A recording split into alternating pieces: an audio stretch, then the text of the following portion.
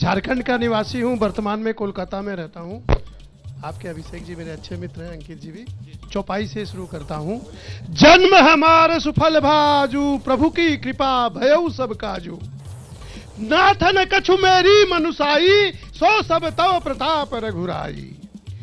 अब मैं पत्रकार महोदय से जानना चाहूंगा, जब मुलायम सिंह ने यहाँ कार सेवकों पर गोली मारी, मैं यहाँ पर था और मुलायम सिंह ने कहा था कि मुझे इस पर कोई अफसोस नहीं है। आपने दूसरे दिन पत्रकारिता में अपना कुछ निबंध लिखा होगा, आपके पास यदि वो है तो हमारे मित्र को बताइए ताकि हम आपकी तत्कालिक भावनाओं को जान सके।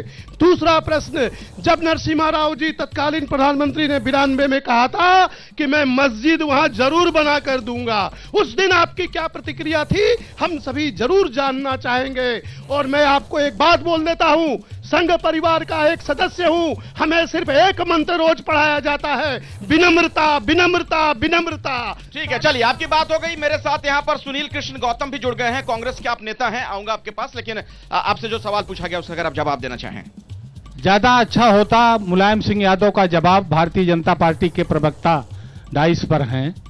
उसका जवाब यह है कि मुलायम सिंह के उसी काम के नाते नरेंद्र मोदी और अमित शाह जी ने उनको पद्मश्री दिया है। जवाब दीजिए, पद्मश्री क्यों दिया गया फिर आप ही की सरकार में? देखिए, भगवान श्री राम के भक्तों को गोलियों से भूनने वाले मुलायम सिंह जी जितने दोषी हैं, उसी के साथ साथ उन्होंने पिछड़ों के लिए जो नेता जो काम किया था, यह उसके लिए उनको दिया गया था। पिछड़ों के नेता थे, बड़े नेता थे, लेकिन गोली चलवाने वाला जो काम था वो थोड़ा उसके लिए सामने बौना पड़ गया, इसलिए उनको पद्मश्री दे दिया गया। राम के द्रोह से वो मुक्त नहीं हो सकते। राम सेवकों के खून से जो उन्होंने नदियां लाल की थी, इसका पश्चाताप उनको और उनके परिवार को हमेशा करता रहना पड़ेगा। मैं आपको कहना चाहता हूँ। यहाँ से कोई सवाल पूछना चाहेगा? हाँ बोलिए, क्या कहना चाह रहे हैं आप? वो मौलाना थे, मौलाना को कभी ऐसी इसमें आना नहीं, वो हिंदू थे, हिंदू होते तो हमारा राम मंदिर बनवा देते। अच्छा, हिंदू होते तो राम मंदिर बनवा देते। किसी के पास कोई सवाल? हाँ, पीछे आ रहा हूं, आइए सामने की तरफ आइए, कुछ कहना चाह रहे हैं आप? आइए आइए आगे आइए, क्या कहना चाह रहे हैं, बोलिए। हाँ, हम पूछना चाहते हैं पत्रकार महोदय से, उस कांग्रेस के नेता भी आ गए हैं, उनसे भी पूछ सकते हैं। उनसे भी कि जब अफजल गुरु मारे गए थे आतंकी, तो सोनिया गांधी रो रही थी और राहुल गांधी आज जो यात्रा कर रहे हैं, उनके राज्य में पहले सिर्फ कांग्रेसियों को कोटा पट्टा ठेका सब दिया जाता था। आज नरेंद्र मोदी अगर जनता के प्रति गरीबों को मकान और गैस चूल्हा बिजली सब दे रहे हैं, धन खाता खुलवा रहे हैं, तो इन लोगों के पेट में क्यों दर्द हो रहा है? ठीक है, विकास के भी बहुत सारे काम हो रहे हैं। कांग्रेस के नेता से मेरा सवाल है जो वो पूछ रहे हैं, विकास के भी बहुत सारे काम हो रहे हैं, ऐसे में कांग्रेस कहां है? सामने आ जाइए। और वो भी जबकि अभी इस तरह की बातें चल रही है, आपका आला नेतृत्व तय करता है कि हम नहीं जाएंगे प्राण प्रतिष्ठा कार्यक्रम में, ये सेल्फ गोल तो नहीं हो जाएगा? देखिए, ये प्राण प्रतिष्ठा कार्यक्रम अगर धार्मिक होता तो निश्चित रूप से हमारे नेता आते। हमारे नेताओं ने कभी राम जन्मभूमि का विरोध नहीं किया है, और ये कहना कि वो प्राण प्रतिष्ठा में नहीं आ रहे हैं, तो मैं आपसे सवाल पूछना चाहता हूं कि राम जन्मभूमि जो आज बन रही है, कितने ही कार सेवकों और धर्माचार्यों के बलिदान से बनी।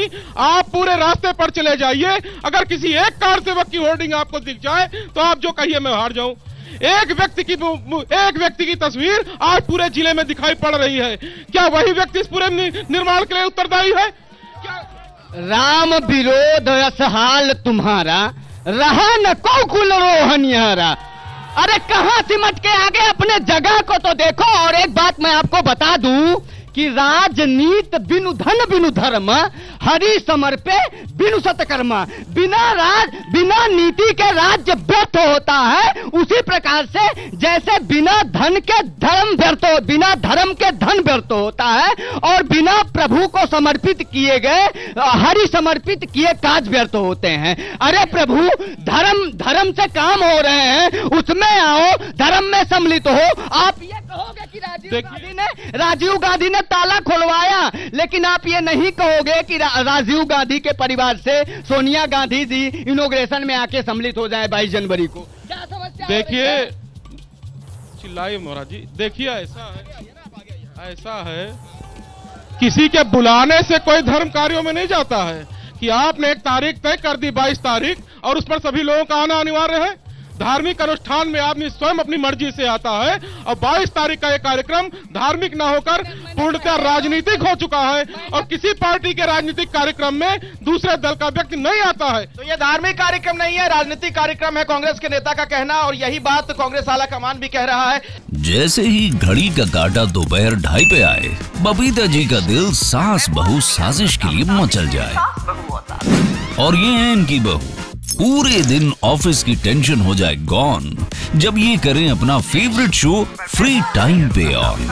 इनकी तरह आप भी देखें अपना फेवरेट शो अपने टाइम पर और डाउनलोड कीजिए एबीपी लाइव ऐप अपने स्मार्ट टीवी पर।